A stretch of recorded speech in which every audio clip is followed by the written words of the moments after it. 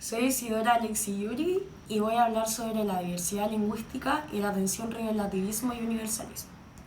Bueno, en las primeras clases de antropología lingüística comenzamos a ver el aprendizaje del lenguaje y entramos en la discusión si es algo innato o aprendido, o quizás ambas, a lo que yo me hice varias preguntas. Al hablar una lengua, ¿qué es lo correcto? ¿Solo necesito comunicarme o también darme a entender? ¿Puede existir un lenguaje universal?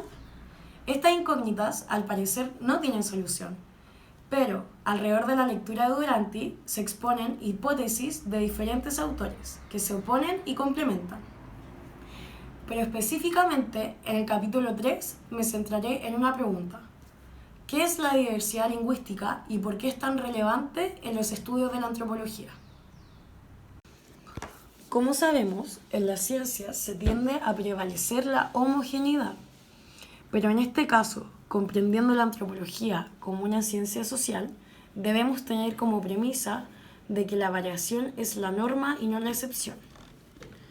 Bueno, para iniciar, explicaré la propuesta de Chomsky, la cual fue duramente criticada.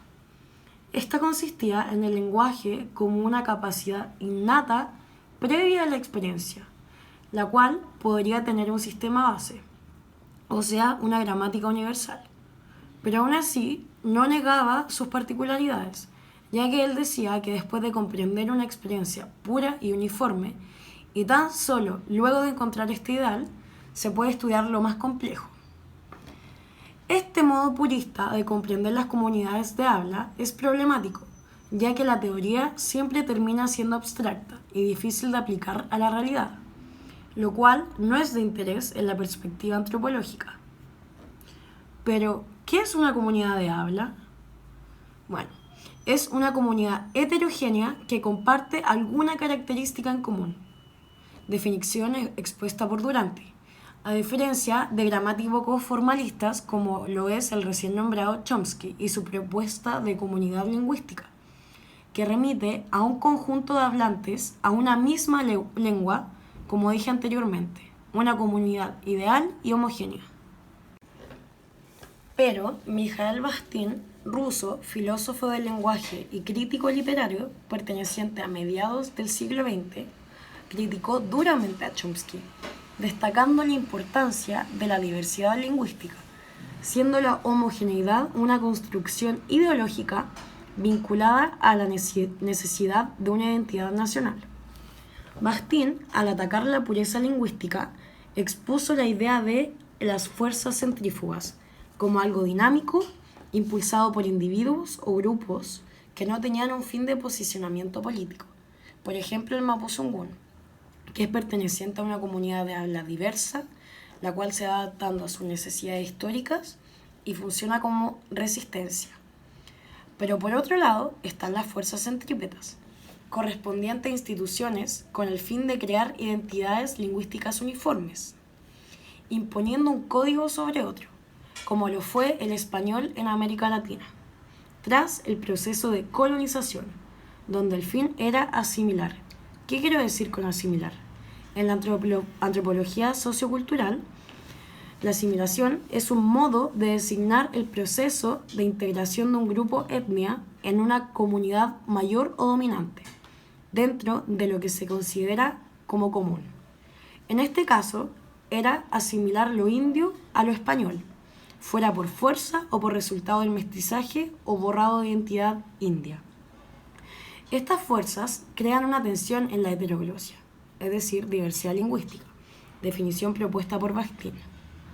Así, los estudios de este crítico literario trascendieron comprendiendo el paradigma dialógico como prácticas sociales y expuso la complejidad que significa la propuesta de una gramática universal. Por otro lado, y continuando con las críticas a Chomsky, Duranty expuso a Boas, el cual fue uno de los primeros letrados en comprender la antropología como una disciplina holística, una particularidad de esta ciencia que me llama mucho la atención, ya que refiere a la antropología como una totalidad, que tiene datos tanto físicos, biológicos y lingüísticos. Para referirme a esto es necesario parafrasear a Ghazarian en su escrito de la etnografía a la antropología reflexiva. en donde dice que desde Malinowski y Boas el trabajo de campo es inevitable, sobre todo para salvar las memorias de las culturas en desaparición, haciendo referencia a la antropología de la salvación.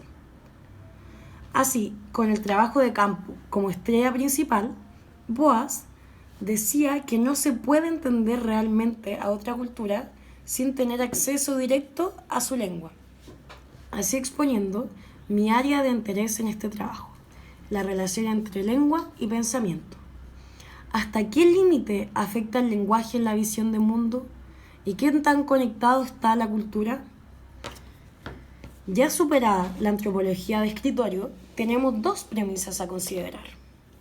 Efectivamente, existe una amplia gama de diferencias en una comunidad de habla, ya sea de género, clase social, edad o lugar.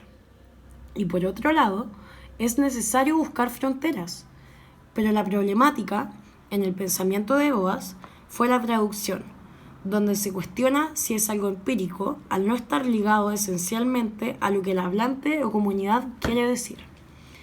Es un volumen de información mucho mayor. Aún así, esto fue un aporte importante a favor del relativismo cultural y por tanto dejando un importante legado a sus discípulos.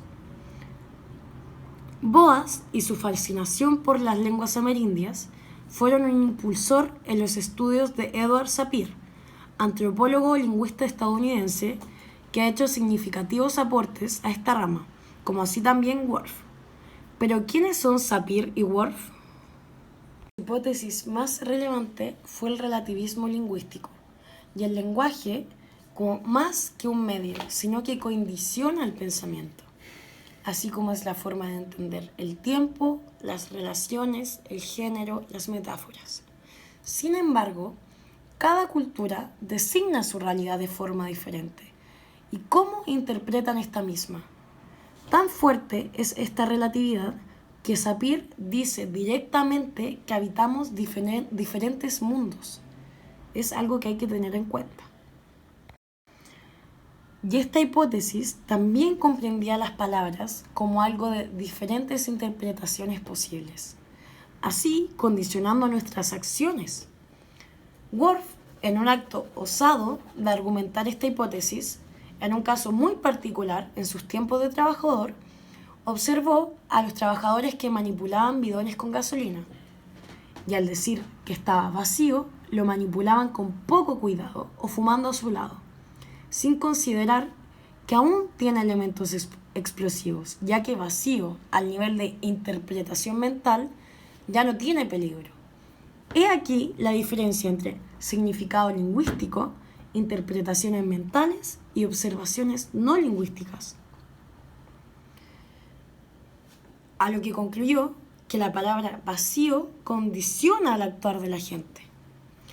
Y hago referencia a que fue osado porque respaldar una teoría en base a esto contiene una variedad de problemas empíricos. Pero también este pequeño experimento da cuenta del carácter convencional de las palabras y de cómo incluso dentro de una misma lengua la intención y el contexto puede crear choques en el entendimiento, como lo que es la palabra en sentido técnico y cómo la usamos coloquialmente. Es decir, esto está vacío de líquido, pero los vapores siguen.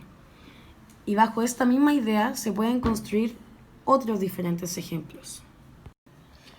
Retomando la idea de universalidad, tenemos a Berlin y Kay, un antropólogo y el otro lingüista, quienes entregaron un argumento al universalismo con el texto Basic Color Terms, Their Universality and Evolution, de 1969, en el cual la hipótesis es que es posible determinar los colores básicos de cada cultura por el número de términos de color que tienen. ¿En qué consistió esto? Preguntaron a 20 personas de habla diferente sus espectros de colores y así categorizarlos a cada uno de ellos en una paleta de colores básicos, así encontrando un patrón universal de 11 colores, el cual mostraré a continuación. La jerarquía de colores atrajo críticas, debido a que solo entrevistaron a 20 hablantes y todos pertenecían a variaciones del inglés, y pertenecientes a sociedades industrializadas, y ninguno era monolingüe nativo. En 1970 respondieron a estas críticas, pero, bajo mi opinión, puedo decir que lo universal rescatado del estudio de Berlín y Kay es que efectivamente existe algo propio de los humanos de intentar darle sentido al mundo, pero respecto a los colores tengo mis dudas. Aún así, como dice el texto de Duranty, se dijo que estos sujetos no leyeron bien a Worf, pero por ejemplo Lucy y Schroeder comprendieron que Worf no descartaba la posibilidad de descubrir universales semánticos, por lo menos él, aportando con un ejemplo propio en un escenario relativo, aplicando la teoría de Worf sobre la palabra vacío a la realidad, pero aplicado a colores. Se podría decir que si alguna tribu o comunidad de habla no tiene nombres para la gama de algún color, por ejemplo el azul, les sería más difícil reconocer estos colores en la realidad. Por lo que intentar entender la comprensión de los colores alrededor del mundo podría significar una búsqueda de universalidad. Lo que me lleva a pensar que efectivamente el relativismo lingüístico no descarta la búsqueda de universalidades.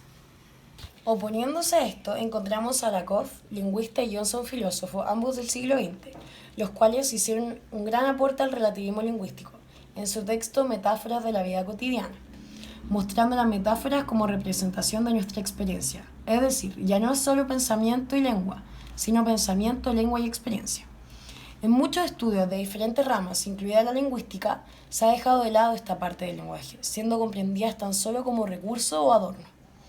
Estas expresiones son reflejos de conceptos que estructuran nuestras acciones y nuestros pensamientos, es decir, que están vivos. Sus dos ejes principales de estudio engloban una propuesta por Sapir y Whorf del lenguaje como determinante, ya que por un lado las metáforas guían el lenguaje cotidiano, creando una red compleja e interrelacionada, y asimismo esta red afecta la visión de mundo, como lo es perder el tiempo, que por casualidad escuché decir a mi madre porque yo estaba observando la ventana. Pero en otras culturas, perder el tiempo significaría algo diferente. De nuevo hago referencia a un tema cultural, como lo expuso Sapir y Whorf, o otras formas como la mente es un recipiente, en términos ontológicos. Hoy me llena la cabeza de información, estoy vacío de conocimientos de matemática. Por otro lado, estos autores entienden que los pensamientos e ideas pueden ser físicos, y aquí la importancia de la experiencia, ya que el contexto histórico puede afectar la vida de los campos metafóricos. El pensamiento humano es en gran medida metafórico. Por ello, se afirma que la metáfora concierne una categorización conceptual de nuestra experiencia vital, esto ligado al conocimiento, pues cumple una función importante en la relación pensamiento-lenguaje. Para concluir, la importancia de estos temas en la implicancia antropológica expone cómo ésta es interdisciplinar y responde a cómo se produce la transmisión y reproducción de la cultura y también su comprensión de mundo. Así también la forma de habitar este mundo en un momento y contexto histórico. Y los actos de habla son un importante punto para comprender, comparar y estudiar diferentes culturas. Y citando a Duranty, existe una acción recíproca entre el lenguaje tanto como recurso como producto de un proceso histórico, lo que lleva a desarrollar diferentes métodos, herramientas y claves. Y también, haciendo referencia al mundo como gafas que todos llevamos diferentes, la pregunta, ¿cómo podemos ver lo que ven otros que llevan gafas diferentes a la mía?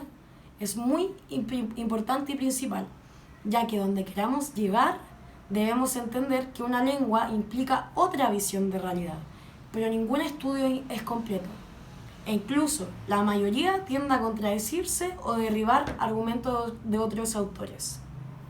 Pero estas mismas diferencias nos llevan a hacer constantes trabajos y a elegir caminos de estudio, ya sea desde Casiller y ver el lenguaje como prisión que solo se escapa con el arte y mitos, o como Sapir y las individualidades en las culturas y su fascinación por las lógicas internas de los sistemas lingüísticos, o desde Boas y el carácter holístico de la antropología, donde la lengua sería esencial para intentar entenderlas, o incluso con Chomsky, que me sirvió para pretender responder mis preguntas de los primeros días de clases. Todos estos estudios se complementan.